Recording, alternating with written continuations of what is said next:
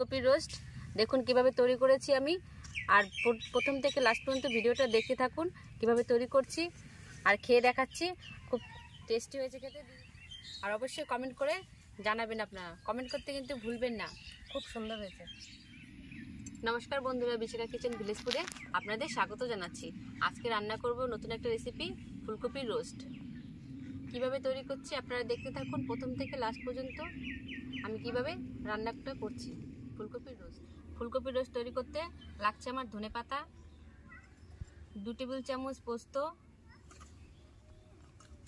কাজু লাগছে 10-12টার মতো, হলুদ গুঁড়ো নিয়েছি, গোটা ধনে নিয়েছি বেটে নেব, গোটা জিরে নিয়েছি বেটে নেব, ঘি লাগছে, গোটা গরম মশলা নিয়েছি, এলাচ নিয়েছি, আর পরিমাণ মতো চিনি নিয়েছি, 3টে মিডিয়াম সাইজের পেঁয়াজ নিয়েছি, একটা গোটা রসুন নিয়েছি, কটা শুকনো লঙ্কা নিয়েছি, আর 1/2 ইঞ্চি আদা নিয়েছি, 3টে টমেটো নিয়েছি, একটা গোটা তেজপাতা নিয়েছি, লবণ নিয়েছি, আর 3-4টে কাঁচা লঙ্কা নিয়েছি, আর নিয়েছি সর্ষের তেল।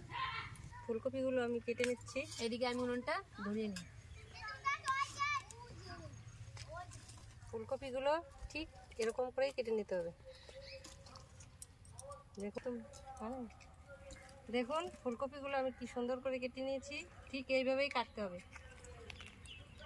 এইভাবে কাটলে এর ভিতরে মশলাটা খুব সুন্দর ঢুকে যাবে। টমেটোটা গ্রেট করে নিচ্ছি আমি। টমেটো 3টে গ্রেট করে নিতে হবে। পেঁয়াজটাও গ্রেট করে নেব আমি। এখন টমেটোটা আগে গ্রেট করে নিই। যেভাবে গ্রেট করে নেবেন আপনারাও।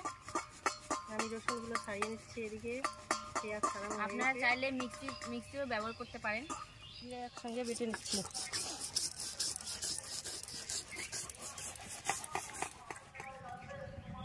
ফুলকপিগুলো একটু ভাপ দিয়ে নেব, তাহলে যদি পোকা থাকে তাহলে বেরিয়ে যাবে। আর গন্ধটা, ফুলকপির একটা গন্ধ হয়, কাঁচা গন্ধটাও চলে যাবে। আদা রসুন একসঙ্গে বেটে নিচ্ছি।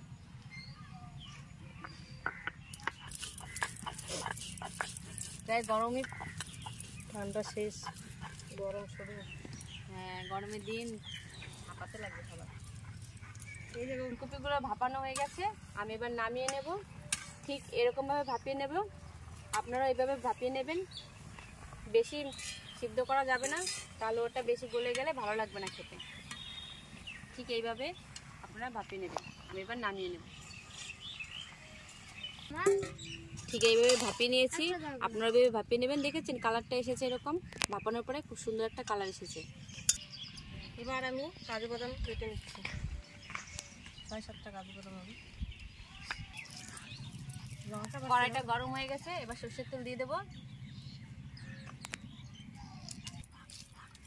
তেলটা গরম হয়ে গেছে, এবার ফোড়নে দিয়ে দেব দারচিনি, একটা লং, একটা এলাচ, আর গোটা তেজপাতা। এবার একটা পেঁয়াজ কুচি নিয়েছি, এভাবে কুচিয়ে নিয়েছি, ফোড়নে দিয়ে দেবো। লাল লাল করে ভেজে নেব।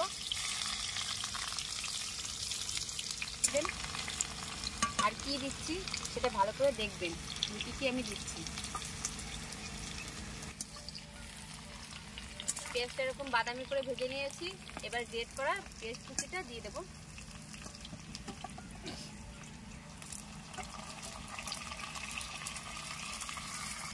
এবার দিয়ে দিচ্ছি ধনে আর জিরে একসঙ্গে বেটে নিয়েছি, এটা দিয়ে দিচ্ছি। এবার দিয়ে দিচ্ছি আদা রসুন একসঙ্গে বেটে নেওয়া, এটা দিয়ে দিচ্ছি। এবার দিয়ে দেবো হলুদ গুঁড়ো 1 চামচের মতো।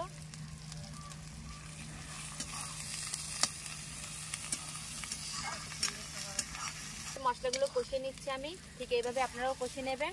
এবার দিয়ে দেবো গ্রেট করা টমেটোগুলো দিয়ে দেবো।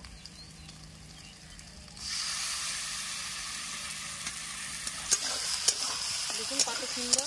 ঠিক এইভাবে আপনারাও কষিয়ে নেবেন, যাতে ভালো করে কষানো হবে মশলাটা। আর কন্টিনিউসলি নেড়ে চলে যাবেন কিন্তু আপনারা,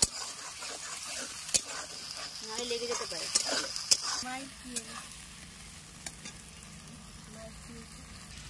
এবার লঙ্কা বাটাটা দিয়ে দিচ্ছি, শুকনো লঙ্কা বাটাটা। এটা ভালো করে কষিয়ে নেব। দেখুন কত সুন্দর কালার এসেছে।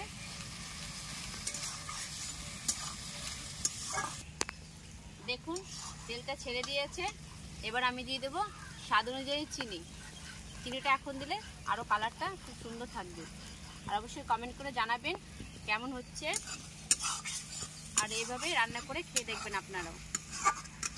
ফুলকপির রোস্ট খুব টেস্টি হবে খেতে। এবার পরিমাণ মতো লবণ দিয়ে দেবো। তেলটাও কত সুন্দর হচ্ছে।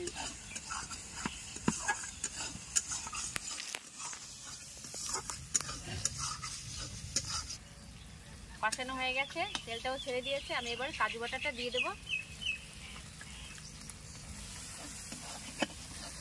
এবার দিয়ে দেবো ভাপানো ফুলকপিটা।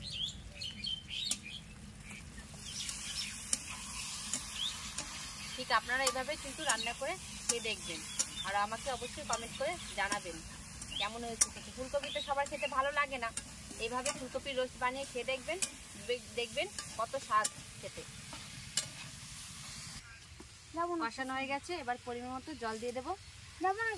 কতদিনে মানে কত সুন্দর কালারটা এসেছে। ফুলকপির রোস্ট ঠিক এভাবে রান্না করবেন আপনারা, আর কমেন্ট করতে অবশ্যই ভুলবেন না, কিন্তু কমেন্ট করে জানাবেন। এবার দিয়ে দেবো পোস্ত বাটাটা।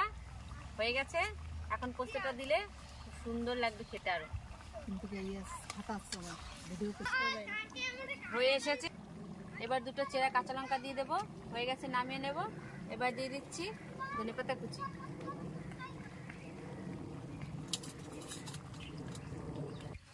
হয়ে গেছে, এবার সব শেষে দিয়ে দেব একটু ঘি, তাহলে খুব সুন্দর একটা গন্ধ হবে।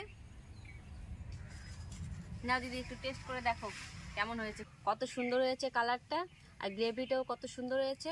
খেতেও খুব টেস্টি হবে। আপনারা এটা লুচির সঙ্গে বা পরোটা বা রুটি ভাত যার সঙ্গে পরিবেশন করবে সেটার সঙ্গে খেতে খুব টেস্টি লাগবে।